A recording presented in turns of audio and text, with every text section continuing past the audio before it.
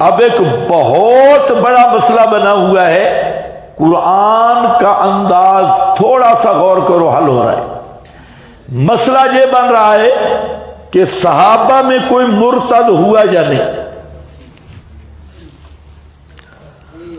صحابہ میں سے کوئی مرتد ہوا یا نہیں۔ آپ اگر جلالین دیکھیں گے، شارحین دیکھیں گے، شارحین حدیث اور ابن بطال سے ابن حجر تک آگے دیکھیں گے تو آپ کو ایک چیز ملے گی، کہیں کہیں گے تحویل قبلہ ہوئی اتنے صحابہ مرتد ہو گئے، کہیں جناب فلاں موقع آیا اتنے ہزار صحابہ مرتد ہو گئے، نعوذ باللہ، پھر آپ کی وفات ہوئی اتنے ہزار صحابہ مرتد ہو گئے۔ تو یاد رکھو صحابی ایک بھی مرتد نہیں، اور جو کسی صحابی کو مرتد کہے وہ خود ڈبل مرتد ہے۔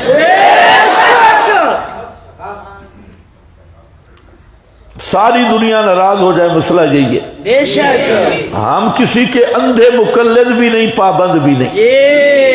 پیغمبر کریم کا کوئی صحابی مرتد ہے ہی نہیں، ہو سکتا ہی نہیں۔ صحابہ کو تو اللہ نے فرمایا اولئک ہم الراشدون، اور راشدون ہم الراشدون کا کیا معنی ہے؟ صحابہ کو اللہ نے فرمایا کرہ الیکم الکفر والفسوق والعصیان، کفر، فسق، معصیت ان کے قریب ہی نہیں آ سکتی۔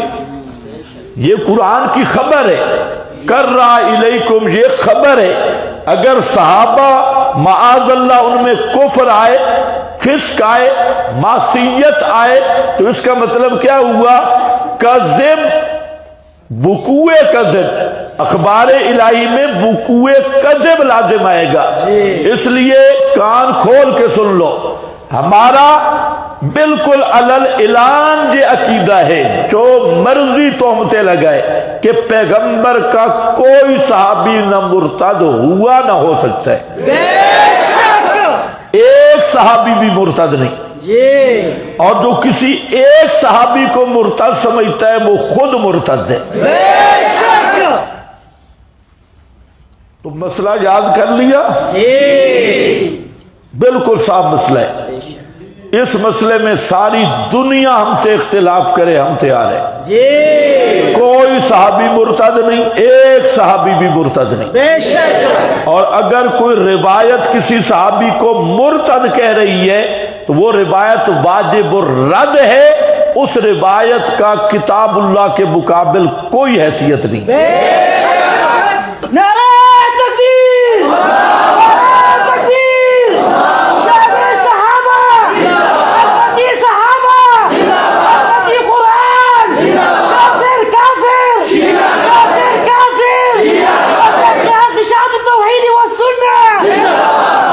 وہ شیعہ بیچارے کیوں کافر؟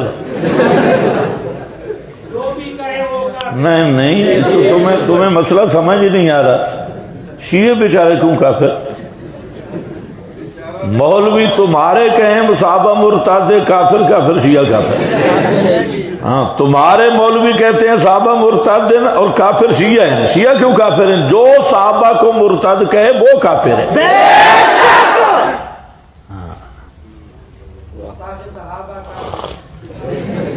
بس نعروں کی ضرورت نہیں، بات سمجھا کرو، نعروں میں بات رہ جاتی ہے، یہ اہم مسئلہ ہے۔ اور ابھی میرے خیال ہے جاگ بھی گئے تو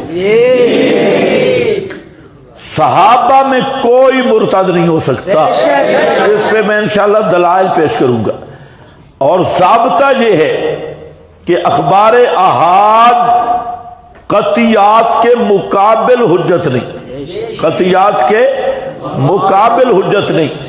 صحابہ کا ایمان اور صحابہ پر اللہ کی رضا، ان کا جنتی ہونا، ان کا صدق و اخلاص، ان کی سقاحت و عدل، یہ وہ چیزیں ہیں جو منصوص قطعی ہیں، اور منصوص قطعی کے مقابل بخاری شریف، مسلم شریف یا کسی اور کتاب کی بالکل صحیح و سند روایت ہے جس کے سارے راوی سے کہا ہوں اور اسنادہ صحیح ان کی بھرمار لگی ہوئی ہو، کتاب اللہ کے مقابل سند کافی نہیں، کتاب اللہ کے مقابل ہر وہ متن مردود ہے جو نسکتی کے مقابل آ رہا ہے۔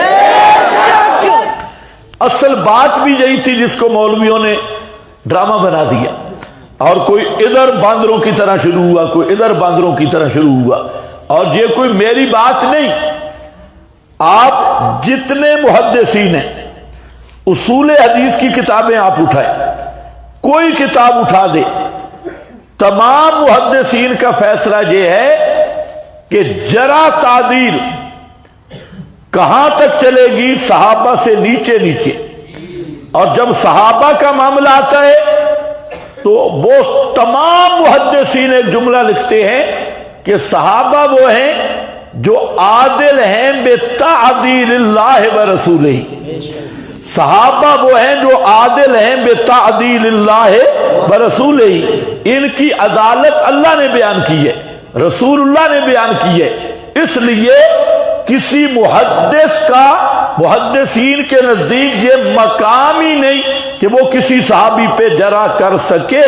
جو محدث کسی صحابی پہ جرح کرے گا وہ خود مجروح ہوگا۔ بے شک۔ اس لیے جو روایت کسی صحابی پر باعث جرح بنے گی وہ روایت خود مجروح ہوگی اور اس روایت کا کوئی اعتبار نہیں ہے، کیونکہ یہ اصول دین میں طے شدہ بات ہے۔